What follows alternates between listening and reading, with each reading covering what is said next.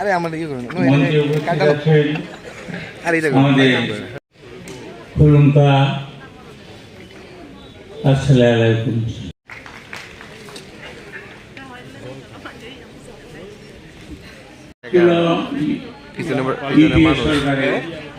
মানুষ তুমি ইয়ে করো আমি ওনাকে দেখেছি শান্তি মিস্টার শান্তি গেছে নড়াচড়া একদম করবেন না, বসে থাকুন, একদম সম্পূর্ণ না হতে কেউ। কংগ্রেস মহিলা কংগ্রেস সভানেত্রী যিনি এক সেবা দল আইএনটিসি সমস্ত অর্গানাইজেশনের বিধায়ক গোপাল চন্দ্র রায় মহাশয়,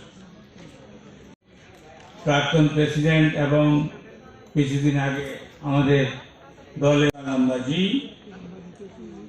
hour incharge working committee member national president ছিলেন এবং যখন আমাদের জোট Sudip Roy বর্মনজি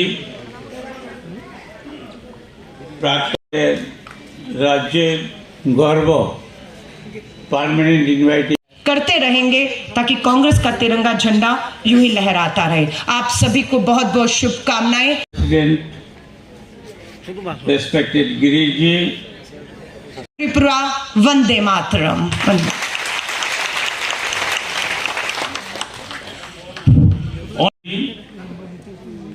our incharge Jarita ji, Jarita madam ji, media incharge प्राक्तन प्रेसिडेंट एवं কিছুদিন আগে আমাদের দলে যোগ করেছেন বর্তমান বিধায়ক গোপাল চন্দ্র রায় মহাশয়। और जब आप उन्हें बचाते हैं तो दूसरे की हिम्मत और बढ़ जाती है। और हमारी जो बेटियां हैं सजाएं माफ हो रही हैं, अपराध नहीं रुक रहा, अपराध और बढ़ रहा है। क्या करना चाहिए? आपके नेता हैं और आपने बचाने का काम कर रहे हैं। न्याय नहीं हो रहा। स्पेशल कोर्ट क्या है? स्पेशल कोर्ट 400 बेटियों के साथ बलात्कार हुए हैं, अदालतों में चक्कर जो उनके उन्हें विषम परिस्थितियों में भी किस तरीके से लड़ना है अपराध से, उसको हिम्मत देने का काम हुआ है। तो हमारी राज्य सरकारें फास्ट ट्रैक स्पेशल कोर्ट गठित करके जो मामले इतने सालों से चल रहे हैं, शिकार हमारी पीड़ित बेटी की नहीं है, ये लड़ाई पूरे परिवार की बन जाती है। फास्ट ट्रैक कोर्ट बना बहन और बेटियों के, अपनी घर की महिलाओं का हाथ कांग्रेस की महिला कांग्रेस के हाथ में पकड़ा है। पांव में जंजीरें बांधकर उन्हें घर में बिठाए रखेंगे। कब तक आप उन्हें डर? ये उदाहरण हम पेश करेंगे। क्यों आपके मन में दया है नाबालिग बेटियों के बलात्कारियों के? हमारी सरकारें आ चुकी हैं। महिला कांग्रेस की राष्ट्रीय अध्यक्ष के तौर पर मुख्यमंत्री लग गई है कि हम अपनी मां बहन बेटियों को किस तरीके से दरवाजों में बंद करके गुलाम बनाए रखी होगी। ना फास्ट ट्रैक कोर्ट है, ना स्पेशल कोर्ट है, और कानून ये नहीं, आपको अपनी बेटियों को मजबूत करना, अपनी बहनों को ताकत देनी है। होगा कि आपकी बेटियां घर नहीं है, अब आपकी बेटियां समाज में निकलकर उनके खिलाफ हो रही। डबल इंजन की भाजपा सरकार को 10 साल में चुनौती दे रहे हैं। बताइए अपने किस राज्य में आपने नाबालिग बेटी के बलात्कार सशक्त करने की, उसके कानून के अधिकार बताने की, उसे शिक्षित करके ताकत देने की, पिता से, भाई से, सबसे पूछा, महिलाओं से। उन्होंने बोला अपराधी में डर नहीं है क्योंकि सजाएं हमारी बेटियां क्यों भुगते। काम होना चाहिए समाज को सुरक्षित बनाने का, सोच नजरिया तरीके बदलने का। उम्र की सामूहिक बलात्कार की शिकार हुई, सामूहिक बलात्कार, अस्पताल में इलाज की मोहताज रही हो। सत्ता में आते ही महिला आरक्षण कानून तुरंत लागू कर देंगे 24 में। जिन जिन राज्यों में विधानसभा चुनाव होंगे वहां मेरी बहनें आरक्षित सीटों पर लड़ेंगी, विधायक बनेंगी। और राहुल जी का सपना सिर्फ आपको विधायक देखने का नहीं है, राहुल गांधी जी का कहना है कि ये विधायक तक ही नहीं रुकेगी, विधायक इसका हक है। ये अब उप मुख्यमंत्री और मुख्यमंत्री बन के राज्यों का नेतृत्व भी करेंगे। ये राहुल गांधी जी का भविष्य का आपको लेकर सपना। मैं यहाँ पर उपस्थित हर भाई बड़े बुजुर्गों को कहना चाहती हूँ, आप आप हर एक के घर में माँ है, बहन है, बेटियां हैं। मुझे मालूम है आपको भी इस माहौल में इनकी चिंता होती है, लेकिन कब तक आप अपनी बहन बेटियों के पांव में जंजीरें बांधकर उन्हें घर में बिठाए रखेंगे? कब तक आप उन्हें डर करेंगे कि बाहर का माहौल अच्छा नहीं, बेटी सुरक्षित नहीं है, उसका खामियाजा हमारी बेटियां क्यों भुगतते? काम होना चाहिए समाज को सुरक्षित बनाने का, सोच, नजरिया, तरीके बदलने का। हमारी ताकत इस समाज के भेड़ियों के ऊपर कार्रवाई करने की बजाय, समाज में पुरुषों की महिलाओं के प्रति सोच, नजरिया बदलने की बजाय हमारी ताकत लग गई है कि हम अपनी माँ, बहन, बेटियों को किस तरीके से दरवाजों में बंद करके गुलाम बनाए रखें, क्योंकि माहौल सुरक्षित नहीं है। यह माहौल सुरक्षित होगा कब? आजादी के 75 साल में और 75 साल इंतजार करें कि माहौल सुरक्षित होगा तब बेटियां बाहर आएंगी? नहीं, आपको अपनी बेटियों को मजबूत करना है, अपनी बहनों को ताकत देनी है, आपको उनका कवच बनकर खड़ा होना होगा, उन्हें पढ़ाना लिखाना होगा, उन्हें आगे बढ़ाना होगा, उन्हें विशेष परिस्थितियों में भी किस तरीके से लड़ना है अपराध से, उसको हिम्मत देने का काम इस आधी आबादी को करना होगा। मैं आपसे हाथ जोड़कर कहती हूं, हमारी महिला कांग्रेस की अध्यक्ष 7-8 महीने पहले इन्हें जिम्मेदारी दी गई, मुझे अभी 2 महीने भी नहीं हुए हैं। मैं आप सबसे कहती हूं, अपनी बहन और बेटियों के, अपनी घर की महिलाओं का हाथ कांग्रेस की, महिला कांग्रेस के हाथ में पकड़ा दीजिए। गर्व महसूस करेंगे आपकी बेटियों को सशक्त करने की, उसके कानून के अधिकार बताने की, उसे शिक्षित करके ताकत देने की, जागरूक करने की, उसे हिम्मत देने का काम महिला कांग्रेस करेगी। और आपको गर्व होगा कि आपकी बेटियां घर नहीं है, अब आपकी बेटियां समाज में निकलकर उनके खिलाफ हो रहे अपराधी नहीं, दूसरी बहनों का भी इंतजार खत्म करेंगी, जो इंतजार में बैठी हैं कि मेरे साथ ये हुआ है। 400 बेटियों के साथ बलात्कार हुए हैं। अदालतों में चक्कर जो उनके साथ लगा रहे हैं, वो पिता है, भाई है, चाचा है, जो बेटी के साथ रोज अदालत पहुंच जाता है उसे न्याय दिलाने के लिए। ये लड़ाई सिर्फ बलात्कार की शिकार हमारी पीड़ित बेटी की नहीं है, ये लड़ाई पूरे परिवार की बन जाती है। फास्ट ट्रैक कोर्ट बनाने की बात थी ना, कहां है फास्ट ट्रैक कोर्ट? 5-5, 10-10 साल हो गए, कोर्ट फास्ट है, नाम है फास्ट ट्रैक कोर्ट, 20 साल, 10 साल न्याय नहीं हो रहा। स्पेशल कोर्ट, क्या है स्पेशल कोर्ट?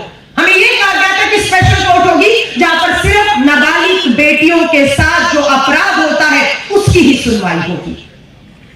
ना फास्ट ट्रैक कोर्ट है, ना स्पेशल कोर्ट है, और कानून ये कहता है कि नाबालिग बेटी का बलात्कार हुआ 2 साल, 5 साल, 10 साल, नाबालिग बेटियों के बलात्कार को फास्ट ट्रैक स्पेशल कोर्ट में चलाकर फांसी होनी चाहिए। हम पूछना चाहते हैं, 150 बहनें, बेटियां, 150 बेटियां 13 साल से कम उम्र की सामूहिक बलात्कार की शिकार हुई, सामूहिक बलात्कार, अस्पताल में इलाज की मोहताज रही हो।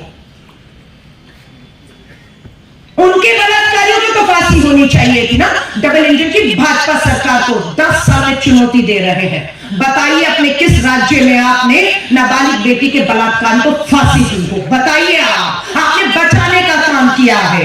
क्यों? क्योंकि वो बलात्कारी, नाबालिग बेटी के बलात्कारी आपके विधायक, आपके सांसद, आपके नेता है, और आपने बचाने का काम कर रहे हैं। हम उन्हें बच के नहीं निकलने देंगे। कर्नाटक में, तेलंगाना में, हिमाचल में हमारी सरकारें आ चुकी है। महिला कांग्रेस की राष्ट्रीय अध्यक्ष के तौर पर मुख्यमंत्रियों से बैठक की है कि कम से कम इन 3 राज्यों में अगर नाबालिग बेटियों का बलात्कार हुआ है तो हमारी राज्य सरकारें फास्ट ट्रैक स्पेशल कोर्ट गठित करके जो मामले इतने सालों से चल रहे हैं उसे अंजाम तक पहुंचाएंगे। और ये पहली फांसियां नाबालिग बेटी के बलात्कारियों को हरियाणा, कर्नाटक और तेलंगाना में होगी, ये करके दिखा देंगे। ये उदाहरण हम पेश करेंगे। क्यों आपके मन में दया है नाबालिग बेटियों के बलात्कारियों के लिए? क्यों फांसी के तख्तों पर नहीं चढ़ाना चाहते? क्यों बचा रहे हैं उन्हें? और जब आप उन्हें बचाते हैं तो दूसरे की हिम्मत और बढ़ जाती है। और हमारी जो बेटियां हैं, जो उनका परिवार है, जो अदालत के चक्कर काट रहा है, उनकी हिम्मत टूटती है और अपराधी की हिम्मत बढ़ती है। 20 राज्यों से होकर आई है। एक ही सवाल पिता से, भाई से, सबसे पूछा, महिलाओं से,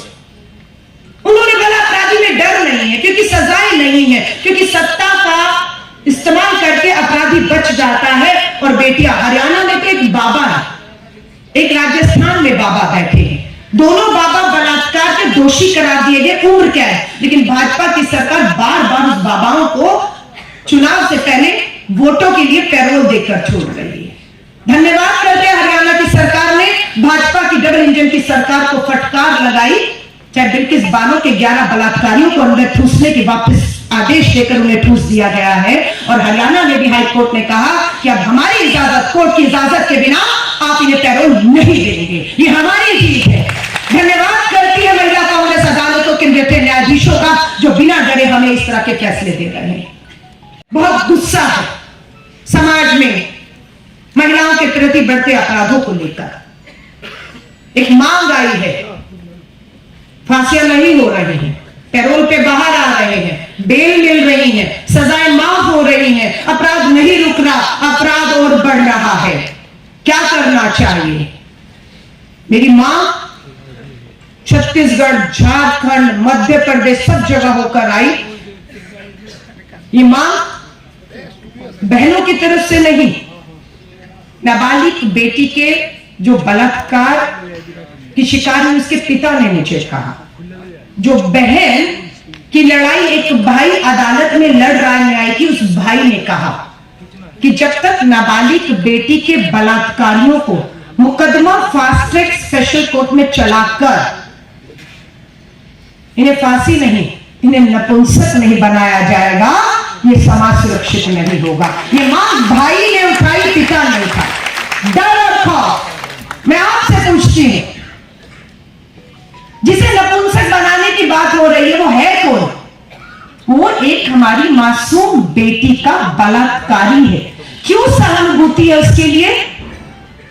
क्यों उसका बचाव कर रहे हैं? क्यों इस तरह के कानून बनाए जाएं और फैसले सुनाए जाएं? इसका हम लोग समर्थन नहीं करते हैं, मुझे नहीं समझ आती है। पर मुझे लगता है एक दो फैसले ऐसे आ गए तो ये अपराधी नाबालिग बेटी पर, हमारी बहन बेटियों पर आंख उठाने से पहले, उस पे हाथ लगाने से पहले उसको अपने सजा की याद आ जाएगी कि मैंने ये किया तो मेरे साथ ये हो सकता है, रूह कांप जाएगी, ऐसा अपराध नहीं करेगा। हाँ या नहीं?